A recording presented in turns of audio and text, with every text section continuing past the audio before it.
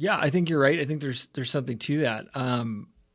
We should be an example, and it's a thing that I deal with on occasions. Like if someone looks at my life, what are they wishing they had? Right. Sure. And it shouldn't be my physical things. It shouldn't. No. But it should be how I do things, how I go about things. Sure. Right. And like you just said something a second ago. Like when people look at God, they shouldn't be seeing judgment and anger. They should be seeing, His goodness and mercy. Right. What's the difference between the mind that sees goodness and mercy, right, and the mind that sees judgment and anger? Right. The difference is how they view themselves. 100%. And what they want to do. Yes. Right? People know they're not perfect, but they don't think they're bad. Right. Right? And people who want to follow their not so bad desires, right, people who want to be the author of their own life, right, when they look at God, they see judgment and anger. Why? Right. Because they're being judged, right, for their sin. Right. Someone who looks at it and says, what I desire is not always right. It's not always in alignment with God. I want to be in alignment with God, and I need forgiveness. Right. And I need something to change me from being this person to being who God would call me to be. They see mercy and goodness. They see grace because God offers it to them. Sure. He offers grace to the humble, but opposes the proud. The person who sees judgment and anger is because they're being opposed, because they are arrogant. Right. They think they have it figured out in themselves, and they don't want to submit to God. Right. And like we were having this conversation a minute ago before the camera was on about shame. Right. Like people aren't ashamed because I tell you what you did was shameful. Right. They know. They know inherently that it's shameful. Right. And they have two options. Right. Three. Hide it. Yes. Or flaunt it. Right. The third one, the preferable one, is repent from it. Sure. 100%. Right. Yeah. Go bring it to God. Right. And so that's the thing that we ought to be showing people is that we're repenting of our sin. Right. We're not sinless. Right.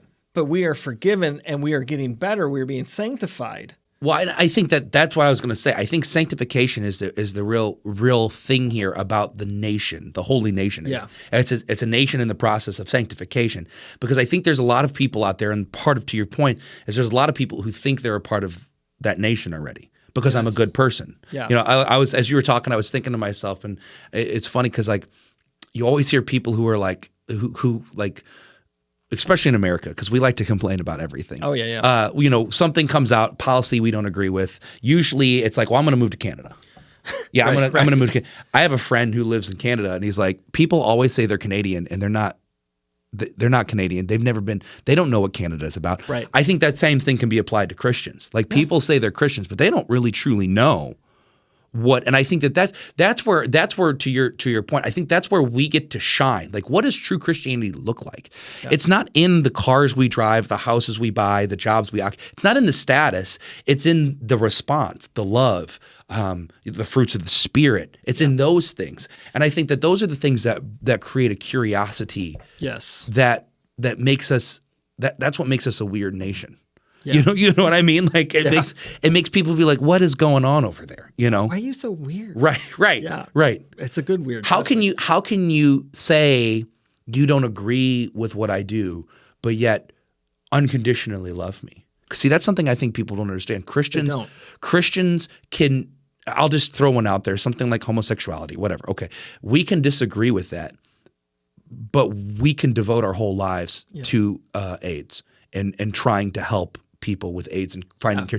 Why? Because we're called to love them, even in spite of this sin. You see what I'm saying? Like that's an unconditional love that says, I don't agree with you, but I'm willing to devote my entire life to trying to somehow. Right. And there are some who would call themselves Christians that because they can say they hate the sin but love the sinner. Right. Doesn't mean they're actually showing love to the sinner. 100%. And then that's what creates sometimes this bad stereotype. But ultimately, like, we can separate the two. Right. 100%. And I can love you. I can try to comfort you. I can try to help you as you reap the fruits of your sin. I don't want to see you suffer. Right. God doesn't want to see you suffer. Right. Exactly. But there's also Christians who will say that whatever, it's sin. Well, who cares? That's wrong. You know what I mean? Love is not content with wrongdoing. Right. You see what I mean?